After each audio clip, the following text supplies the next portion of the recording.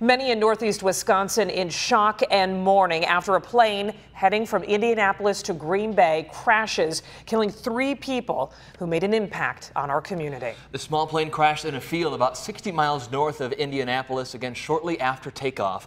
NBC 26's Shane Gustafson is live at Austin Straubel Airport tonight with the latest on the investigation. Shane. Yeah, John and Stacy, that Cessna 441 carrying 3 people was supposed to land here at Austin Straubel Airport in Kewaunee last night, but never made it shortly after taking off from Indianapolis. Now, Indiana State Police say that plane took off from Eagle Creek Airport and was between 18,000 and 28,000 feet in the air before it lost radar contact. It crashed near Rossville, Indiana, and was a tough spot for first responders to find it since it was dark, rainy, and muddy.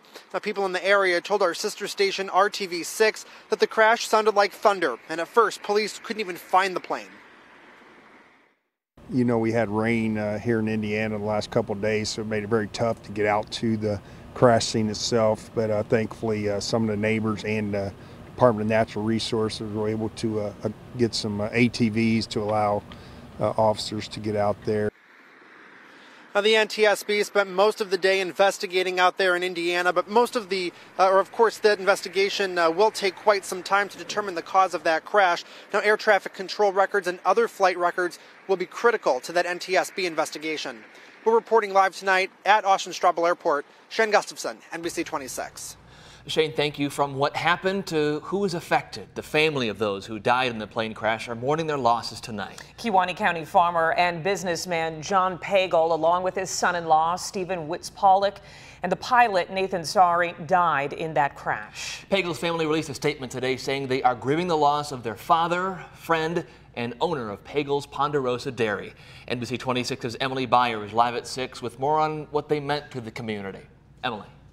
John and Stacy, John Pagel had an incredible impact on all who knew him and was passionate when it came to helping those in his community, including the Kewaunee School District.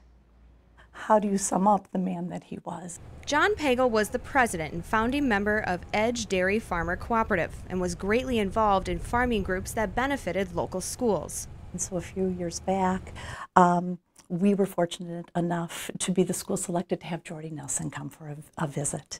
And, you know, John was part of the board at that time. He was actually part of that whole event. And, you know, in any of our school events, if we needed John there, he was there for us, and usually with cheese curds in hand. Pagel owned several businesses, including the Cannery restaurant in Green Bay.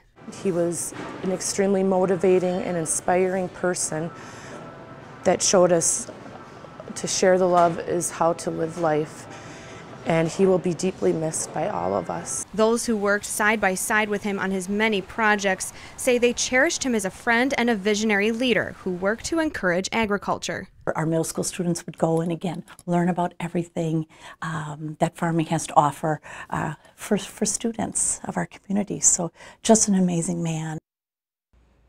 According to the former county board chairman Ron Hoyer, Pagel leaves behind 4 children who are involved in the family farming business. Pagel's son-in-law, Stephen Witz-Pollock, who also died in the crash, leaves behind 3 children.